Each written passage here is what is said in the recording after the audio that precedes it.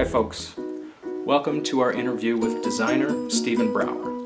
This will be the first in a series of interviews that we'll have over the course of the year. Stephen Brower and I met in about 2002 when I was toting my portfolio around the streets of New York City in quest for new illustration work. At the time, he was working as the creative director at both Print Magazine and The Nation. We had a very good conversation and found that we had a lot of similar ideas about aesthetics, design thinking, and life in general. Stephen has quite a resume.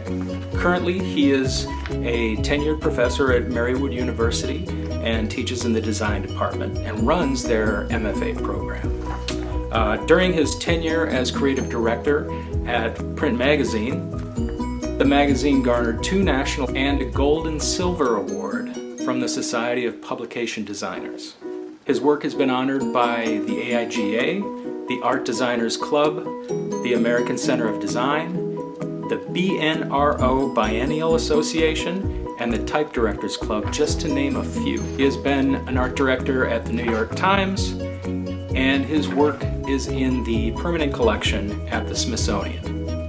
He has written and designed several books, including 2D Visual Basics for Designers, Amazing, Mysterious, Weird, and True, the pulp work of comic book artists, Breathless Homicidal Slime Mutants, the art of the paperback, Duke Ellington, an American composer and icon, From Shadow to Light, The Life and Art of Mort Meskin, Golden Age Western Comics, Inside Art Direction, Case Studies and Interviews, Satchmo, The Wonderful World of Louis Armstrong, Woody Guthrie Artworks, and one of my favorites, this more recent book right here, The Mighty Elvis, which he produced with the great illustrator Seymour Guast. So, buckle in, fasten your safety belts, sit back and relax, and enjoy the conversation that Stephen and I had a couple of days ago.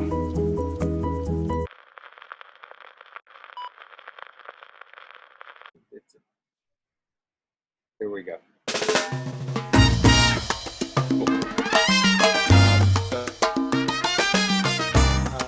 Give us an idea of what you think, and when we talk about design, what is it we're talking about? And Tim, just to know, for some reason you're freezing up again, but I was able to hear the question. Design is everywhere you are.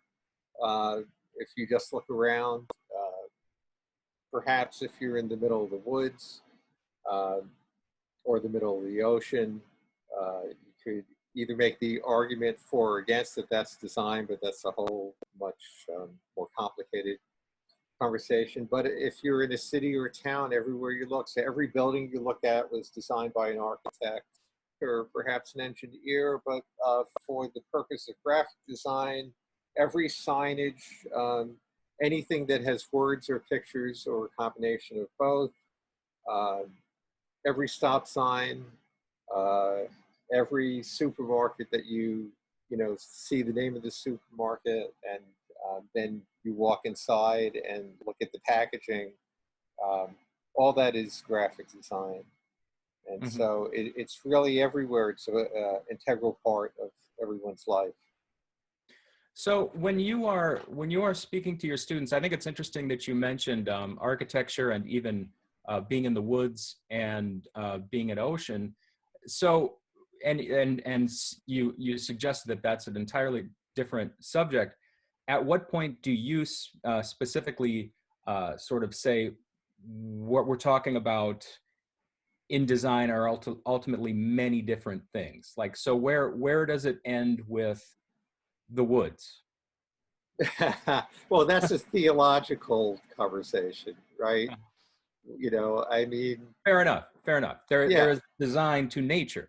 There is a design to nature. Absolutely. And so, but the origins of that are not human. Right. But I think what we're talking about is human design.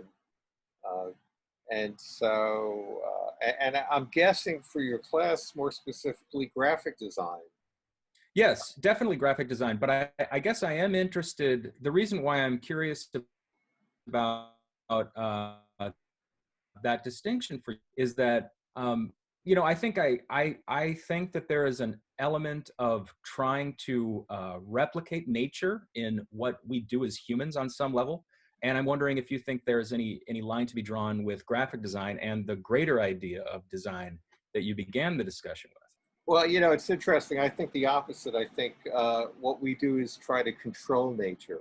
And I think we've done that since, we became an agrarian society. And I really experienced that when I lived in New Jersey because we moved into a cul-de-sac uh, in suburbia in New Jersey, but in the backyard, it was all woods. And on the right and left of me, neighbors moved in with us. And then very shortly thereafter, they all began to um, chop down trees and put up fences and, and section off their areas where we just left the woods open. Uh-huh. And so that's really where I began to first experience this need to control nature as opposed to just live in it. So, Yeah, uh, very interesting point. I like that. yeah, I mean, you're absolutely correct, though, that we also try to replicate nature through painting, and floral design goes all the way back to illuminated manuscripts. And so, um, uh, yeah, there's that push and pull with nature that that humans, uh, uh, you know, sort of harness and use and reflect off of, and uh, it's an interesting relationship. Personally, I live. I don't live on a big plot of land. It's about an acre and a half, but we just let it go wild here, and there's no neighbors to object. So, Right. Right. whereas they weren't so happy with us in New Jersey. Right. I find it interesting that you bring up like going into the grocery store and knowing the difference between one product and another. Now, I'm speaking from the hip here, but sometimes I think when people think of designers, they naturally gravitate toward like product design or the design of labels and things like that. Um, and I'm wondering, if you think that there is a greater aspiration to design than simply that. Oh, sure. So I think graphic design can be very powerful, and so since the quarantine hit, there's been thousands of Yes. posters and different poster groups. I did one poster, and a stay-home poster, and so I believe that um, images can. I don't know if they could change anything, but they can certainly voice an opinion and provoke thought, Yes. and and also have an emotional response. So after 9/11, there were many responses uh, to that event, and so um, and Well, Occupy Wall Street, yeah, Black Lives Matter. yes, There have been so many great design, the Bernie Sanders posters, the Barack Obama posters. right. There have been some really extraordinary uh, uh, examples of design that is more a social or political cultural statement than Absolutely. than anything about buying a product. And you can make the argument that Shepard Fairey's Hope poster for Barack Obama helped his campaign. And, Absolutely, I, absolutely. I don't know if there's been any studies, but I think, it became so ubiquitous that I think it did, and then it became an app where you could turn yourself into the Hope poster. How about question two then? Where do we, okay, I guess you kind of answered this. Where do we find design? Do you want to expand on that? Sure. So it's everywhere. I'm talking. I was talking more about everyone's experience just walking down the street, and every signage you see is designed. But I'll talk about myself. So and you as well. We're both involved in books, Mhm. and so that's a different area. So there's different areas and categories. For example, I've never done packaging design, even though I've mentioned packaging design, other than packaging books. And so there is, that's my passion. That's your passion. Um, I know for me, I love storytelling personally, and I love um, sharing art, and that's what my books have been about. Um, but I also like promoting literacy, so there's another social benefit. And so there's all these different areas of design, uh, including advertising. And you and I have talked about advertising a little bit, At length. At and length. and I've stayed away personally from advertising uh, uh, because it's all about persuasion, and in my opinion, most of the time, trying to sell somebody something that they don't need. Yes. And, Well, and we agree on that. yeah, Absolutely. yeah. And so, but advertising and every, um, as far as art direction goes, like every show you watch has a director, and so that they're essentially the art director. But every commercial you watch on TV has an art director, and so designs motion, animation. It's all of the above. It encompasses everything. Right. There is a designer behind most of what we experience, at least in the world of humans. Yeah, and the amazing thing is that not everybody understands that. Right. So I like to describe it as kind of the mortar between the bricks. You yeah, know, it's ever present. It is absolutely fundamental to our experience, but we don't always know we're being influenced by it.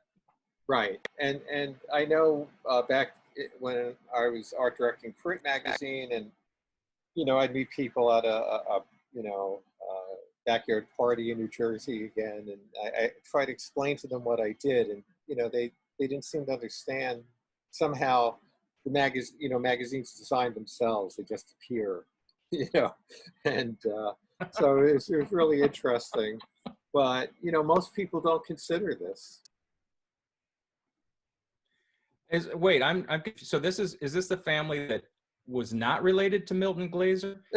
So this is something I didn't this is something I didn't mention in the intro, but Stephen is he is the nephew of Milton Glaser, who if you've been in my classes before, you've heard a lot about, and if you're going to be in my classes for the first time, you will hear about.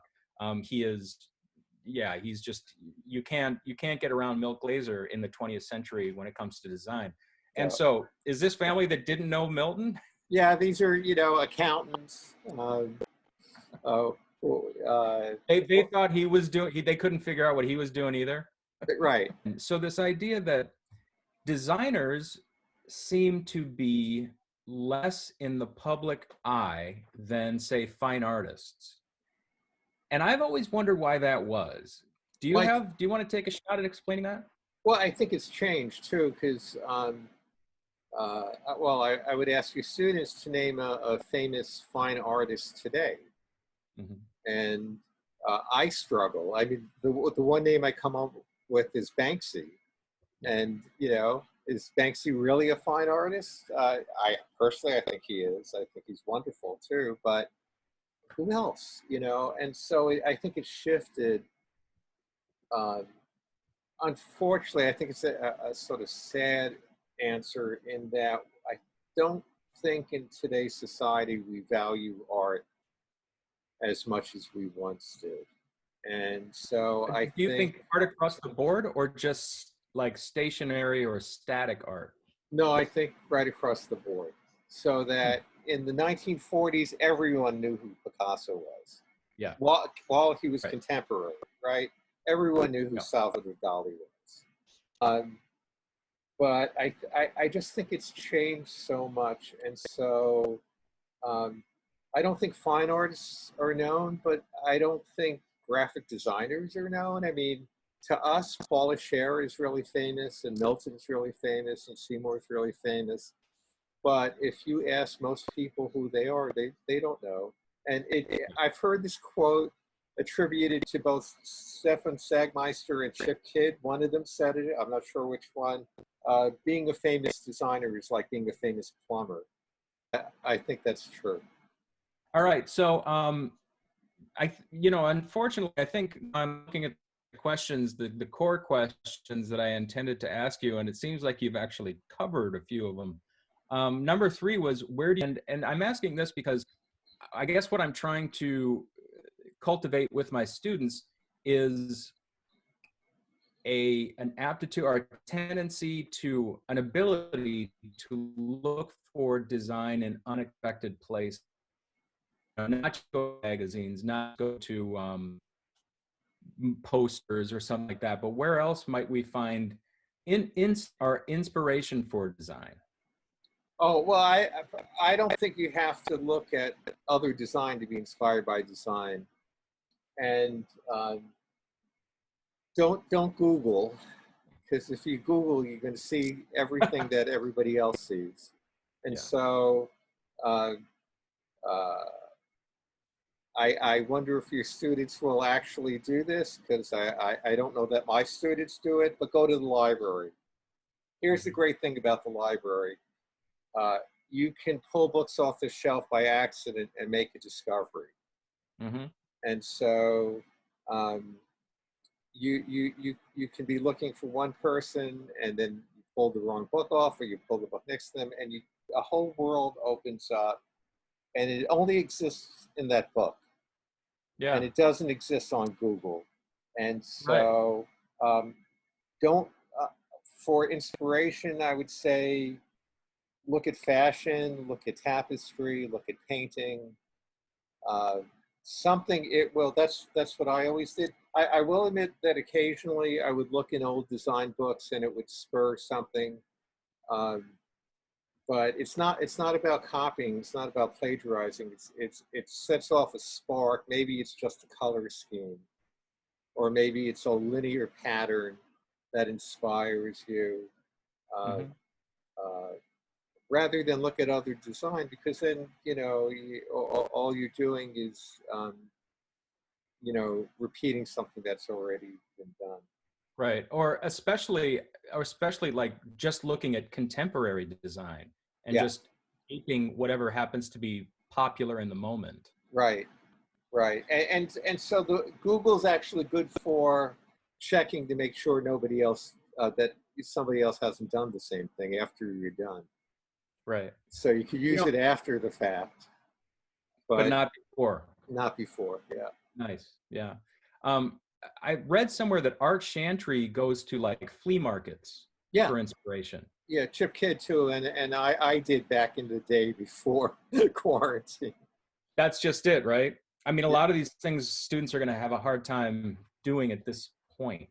yeah. Flea markets, thrift stores are great, Yep. and we used to go to them all the time, and not necessarily to buy something, but just to be Just to inspired. But browse. yeah, but we would buy stuff too. It's so that's vernacular design, right? Where you're like looking at old ephemera and being inspired by it.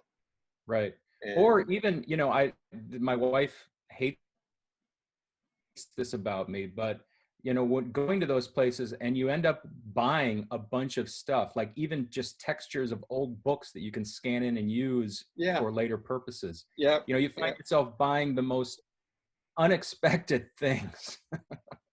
it's I always But said this is just it's a yeah, tax write-off, right? It's all a yeah, tax write-off. definitely, yeah.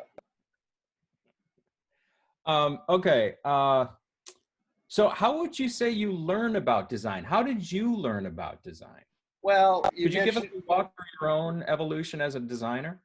um, I I'm in the unusual position of having had Milton as a relative, Hmm. and even working with him when I was quite young, when I was 14 and 15.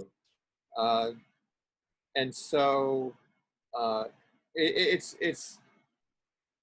it's an unusual experience because number one, I sort of knew what graphic design was at a very early age, and two, I was also encouraged to go into it by my parents because he was Okay. successful, and that's not most people's experience.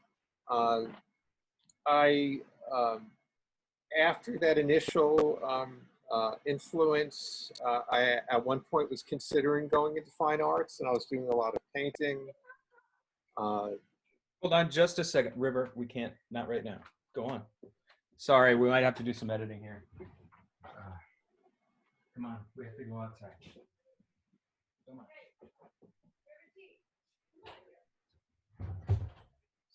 Sorry about that. Go ahead. oh, not at all. He's gotten so big. I know. Wow. This is going to be a part of the regular classroom experience anyway. I Oh mean, yeah, of there's course. there's no way how the kid won't be able to run in here once in a while. Yeah. But so anyway, so you're right. That's not a typical experience, but please proceed with what you were saying. Okay. So then I stayed out of design for about a dozen years actually, and so I was taking painting classes over the years, but eventually I went back to school, and originally I thought my major was going to be psychology, Hmm. uh, but I had so many art credits that the advisor, and boy, I wish I remember who this advisor was because I would thank them, suggested, why don't you go into art because you have so many credits and then you could get your master's in whatever you want. And Hmm. then I became an art major, and then I became a design major, and I really learned a lot, but not everything that I needed uh, at Cal State Fullerton is where I got my degree. Jerry Samuelson was the dean and the main instructor, Hmm. and um, and so I learned the basics there, and then I really learned um, on the job, and it Okay. took a little while. It didn't. I, my first portfolio was terrible. Do you feel that do you feel that design is taught in a way that makes, well, let's put it this way. Do you think design is something that can be taught formally? And do you feel like design can be taught in a way that embraces its full influence on society? I Uh, mean, I guess what I'm getting at is, do you think it's appreciated? um, I I do think it could be taught. Um, Not everyone learns it, but most people do, and so I teach um, right two undergrad design classes, or one is the history of visual communications, which is the best class I teach. And the reason I think it's the best class I teach is because I'm able to instill enthusiasm for the subject with the students. Uh-huh. I don't teach it as a boring lecture class. I teach it as a vital part of their lives. And then that gets backed up. I teach junior, what used to be called graphic design 2. It's now communication and concept design 1, which is actually a better title for it. And it's, the skill set. So they need to learn how to use a lot of text. And so I'm very aware of that. But I think the most important part of the class is really concept, Concept. getting them to think conceptually. Okay. Uh, and so the reason I think it could be taught is because they get better, and Hmm. then they get into the senior year and they get even better. And students, and not everyone, some just don't have it, and I do think it's a talent. And so the same is true with illustration too. Some have it, some don't. Yep. But I've seen people who I didn't think had it grow into really great designers or illustrators. So And um, I've seen the same thing with illustration as well. People yeah, you just would not have thought would flourish. They find an avenue of thinking and practicing that differentiates them from everybody else. absolutely. Yep, Yeah. yep. So I do think it could be taught, uh, but it's it's mysterious, just like design is mysterious. Like Right. what is good design? I mean, there's all these rules that you can put up there, and there's also rules to be broken. But Right. there's something mysterious about the whole process. I love that you emphasized concept so much because I am absolutely in the same school of thinking as you are with that. I'm going to put you in kind of a tough spot. Do you want to take a shot at describing what conceptual thinking is?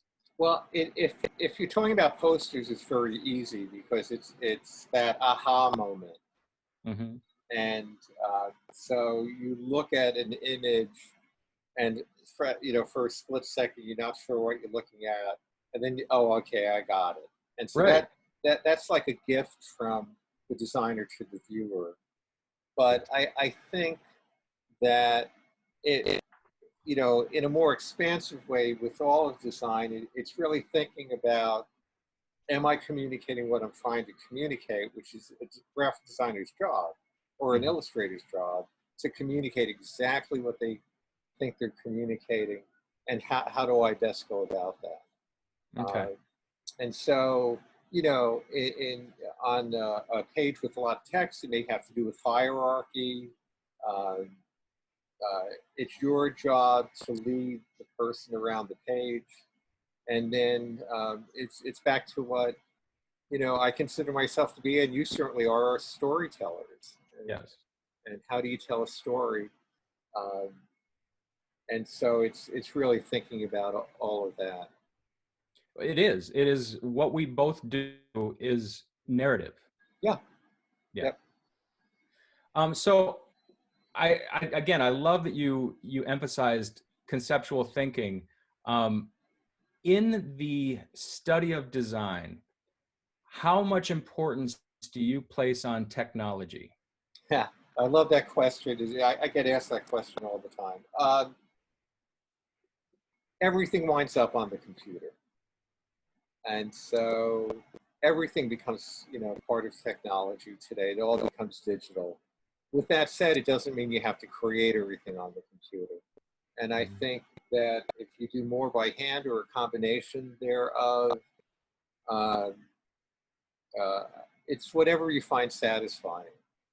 I can tell Mhm. you that doing stuff by hand is freeing, and you have more possibilities to make mistakes that become part of the art. Mhm. Whereas you can, you could load up a page incorrectly and everything's askew, and it looks like a David Carson design, and uh, and it could work. So you can make mistakes on the computer, but I think it's much um, more rewarding to work by hand. And Mhm. certainly everything begins by hand because it all begins with thumbnails. So you Okay, work, that's I'm could you expand on that? So yeah, yeah. like what point would you start working like I guess the question is which comes first, the design or the technology? The design, Right. definitely the design. Yeah, and you And should could you work it. describe go ahead. I'm sorry. I was going to say you should work it out on paper with thumbnails or small drawings that you could sort of stream of consciousness, come up with a bunch of different concepts and see which one is working. Or if you're working for a client, you could present them to the client. Uh, Mhm.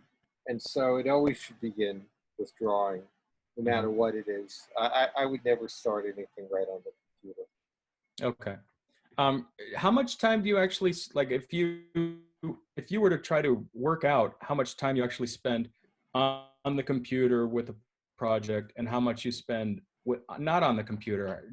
Any idea of how it averages out? No, because it depends on the project. Um, I mainly do books, and so that is done on the computer for the most part. Mhm. Uh, and I tend to collage a lot, and I do directly on the computer for my covers. Um, but then I do stuff by hand. The stay home poster I did was actually pen and ink, and then I colored it on the computer. Okay. So um, there's no one way. Um, One of the benefits of having done this a really long time is that I've gotten really fast, and so I can work really quickly. So here's something that we touched on a little bit, and I'd like to go further into. How does design reflect and represent culture and cultural differences? Like, we were kind of talking about, we brought up, posters for 9/11. We brought up posters for uh, our signage for Black Lives Matter. I can't help but to think of like Seymour Quast's Bad Breath anti-Vietnam, anti-war poster. I mean, to me, that's just like that just nailed it somehow, Yep, and in a way it becomes unseparatable from the issue it was protesting. And so I'm wondering, in your opinion, or in maybe you have some examples of where for you personally, uh, the cultural impact of design has left a residue for you. I'll tell you funny about that Bad Breath poster. So in the 90s, Seymour was given the School of Visual Arts Award. There's a special award medal that they give out. And I guess you'll share the Bad Breath poster with your Yeah. students. It's an anti-Vietnam poster with Uncle Sam with bombs going off in his mouth, right? Right. Airplanes and bombs. And the then mayor, and I think it might have been Giuliani, sent an assistant um, to give a talk about Seymour at the School of Visual Arts, Hmm. which is an honor to have the mayor, the mayor's department. Yeah. And she said, um, "I really love your Bad Breath poster. Having ridden here on the subway, I really appreciate the need uh, for people to use mouthwash." And and she wasn't kidding. She was not kidding. So Nice. Love it. um, yeah, posters, graphic design, back to Milton. I love New York more than ever, Yeah.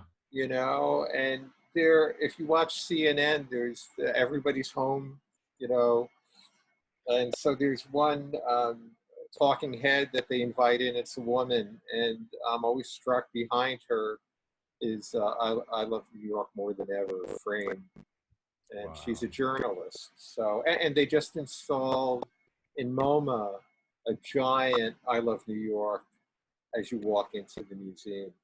That's So excellent. you know it resonates. I think that I love New York resonates with New Yorkers. And so it's not Yeah. often, but design, becomes really a fabric of the culture. Well, you decided to do a poster, a stay-at-home poster. What inspired you to, okay, so and this is kind of a distinction I want to make is that I too often feel that people think of designers as kind of the commercial end of the arts. They're the people who do, they do projects for hire. They only work with other people's ideas, and that's just not true. So, what inspired you to do your own sign about what's going on right now? I felt I needed to express a statement and Hmm. the importance of staying home. It was I probably did it in March when all this began. Uh, and uh, and I saw people doing more specific ones about COVID and the germ, and it's a really unattractive germ. I couldn't get behind that, I wanted to do something that was much more lighthearted than that, but it was really self-expression. I felt a need to say something, and I laughed when you said uh, about making money, because I'll speak for myself, but I've chosen a path that has nothing to do with money, and Well, you never made a choice based on money. I never made a choice based on making money or not. I think that's what you're saying, isn't it? That I, wasn't. I made a choice not to make money.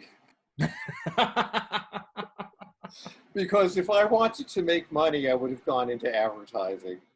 It brings it full circle. People Right, used right. to say to me, earlier in my career, because I was pretty strong conceptually, or I'll just say I was strong conceptually, and people used to say to me, you should go into advertising, man. You make a fortune, and you'd be really good at it. But I couldn't do that because I had to sleep at night. Uh, Right, right. but uh, again, I'll just speak for myself. But choosing teaching and publishing is not on the high end of uh, of earning in this field, and I do it because I love it. I can't help myself. It's not even love. Forget that. Right. I have Um, to. I have to do what I do. I can't. There's the mysterious part. I'm compelled to create books, write, um, and create images. I just can't help myself. two books in particular that you've produced come to mind as examples of, to me, what would be the pinnacle from a book creator's point of view. You had the opportunity to work with Seymour Quast and produce a book with him. You also had the opportunity to work with the daughter of, oh, why is his name slipping my mind? Is it Woody Terrible. Guthrie? Woody Guthrie, I can't believe it's just, you've ever had those moments where even the things you like very much just, anyway, you had the opportunity to work with the daughter of Woody Guthrie on a book of his drawings and sketches. What was it like to produce that kind of work, to work with those types of people and to produce that kind of work? So the first book I did, it's actually the second book I did, but the first one that had my name on it as an author was the Woody Guthrie book, or I should say author designer. And I think it's a good lesson in that for years I would send out letters. I would read, especially in the arts and leisure section of the New York Times, but I'd find information all over the place about different artists or different ideas for books. I would have an idea for a book, and then I'd write to somebody and say, I'd like to do a book with Mm-hmm. you. And with no, credentials.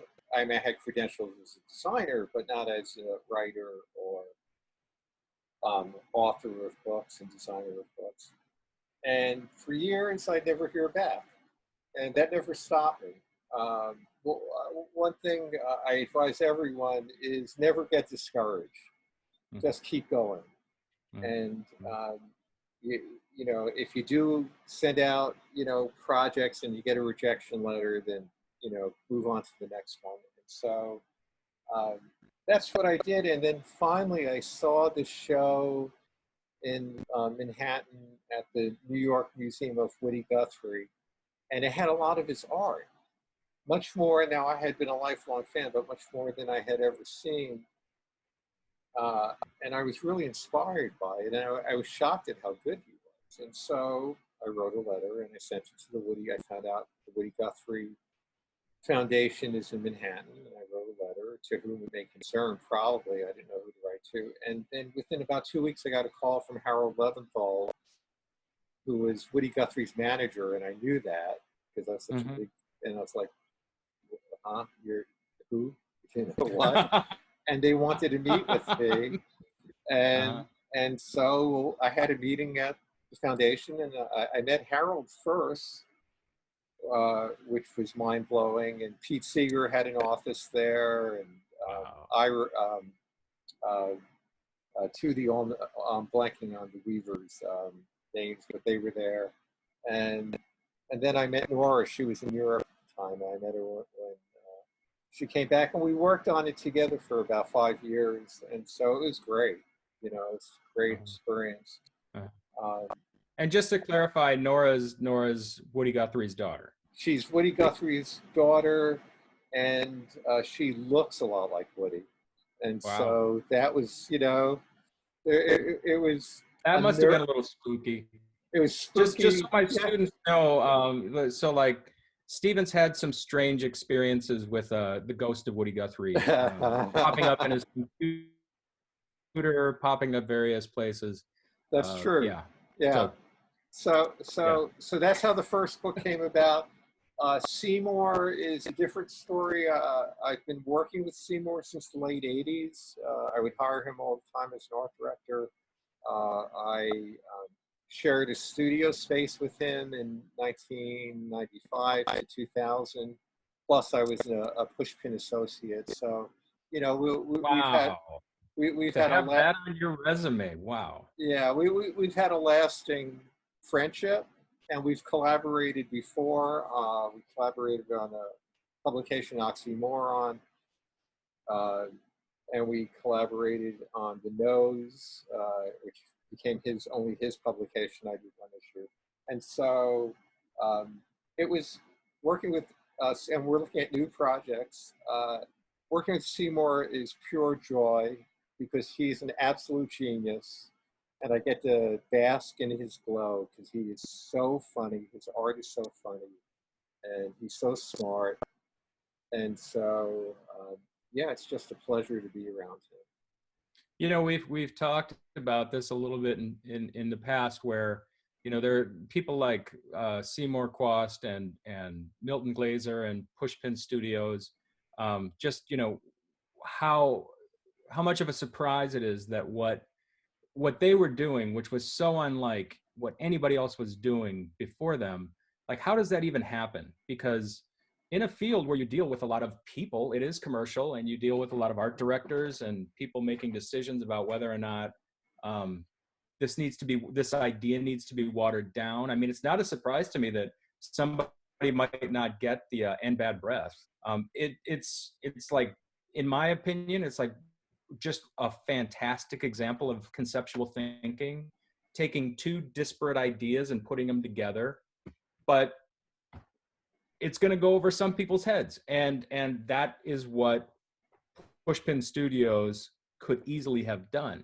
Like, what is it about history that certain things are just allowed at certain times, and then at others they're just not? Yeah, Like, and oh, it is really interesting. I plan on asking him. He's actually going to Skype in or Zoom in during our study tour, and I'll ask him that question because it's a great question. But yeah, it just has to do with all that stuff was fermenting, the 60s, right? You the say the 60s. 60s, everybody knows what that means. And they actually began in the 50s, but originally it was Ed Sorel, Reynolds Ruffin, and Seymour, because Milton was in Italy on a Oh, Fulbright, right.